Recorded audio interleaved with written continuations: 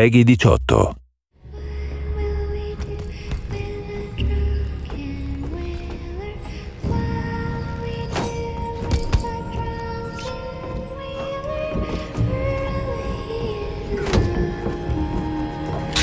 Let's talk a little bit about the powers. It's so important to the series because the powers not only put you into that badass assassin fantasy, but they allow the player to be flexible and play their own way.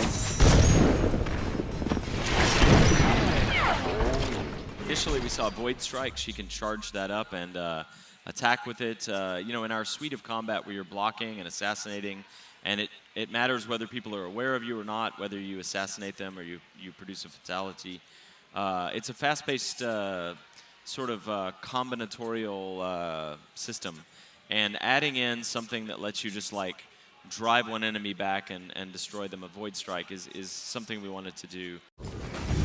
Her mobility power is called Displace, where she can leave a marker in the world and snap back to it. It's like Billie can be in two places at once and then decide which one of them is the right place that she should be. You mentioned something very interesting about how Billie gets her powers. She's not actually marked. Right. So there are new gadgets and gear, and those are connected to her powers. Tell me what that means.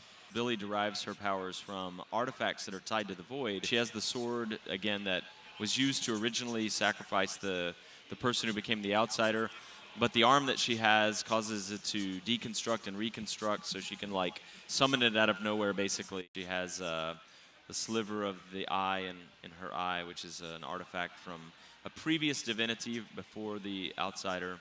She has this talisman from the love of her life, Deirdre, that lets her listen to the whispers of rats.